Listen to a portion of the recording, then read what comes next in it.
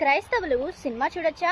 దీనికి ఆన్సర్ తెలుసుకుందాం. మీరు క్రిస్టియన్ అయ్యండి దేవుని ప్రాణంగా ప్రేమిస్తే ఈ వీడియోని పూర్తిగా చూడండి. And the answer is no. ఎందుకంటే కీర్తనలు ఒకటి ప్రకారంగా దుష్టుల ఆలోచన చెప్పును నడువక, పాపుల మార్గముని నిలువక, అపహాస్యకులు కూర్చుండ చోట కూర్చుండక. మరియు పేతురు భక్తుడు గారు ఎలా అంటారు, మనము పోకిరి చేష్టలు, దురాశలు, మద్యపానాలు, అల్లరితో కూడిన ఆట పాటలు, అన్య జనుల ఇష్టం నెరవేర్చుటకు గతించిన కాలమే చాలును అంటారు. దీన్ని ఒక్కసారి మీరు తీసి చదవండి. జరిగిందేదో జరిగిపోయింది, ఇవన్నీ వదిలేసి నా దగ్గరికి ఎప్పుడొస్తావు అని దేవుడు మనల్ని ప్రశ్నిస్తున్నట్టుగా ఉంటుంది. ఎందుకంటే లోకంలో ఉన్నదంతయు శరీరాశ, నేత్రాశ, జీవపు డంబం. అవి తండ్రి వల్ల పుట్టినవి కావు. మరి ఎవరి వల్ల పుట్టిందో మీకే బాగా తెలుసు.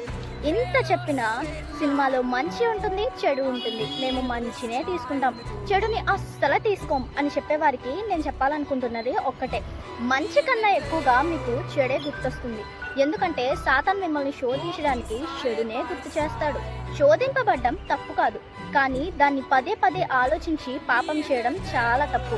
శోధించబడకుండా జాగ్రత్త పడండి. మరి ఇక మీదట మీరు సినిమా చూడరన్న నమ్మకం నాకుంది.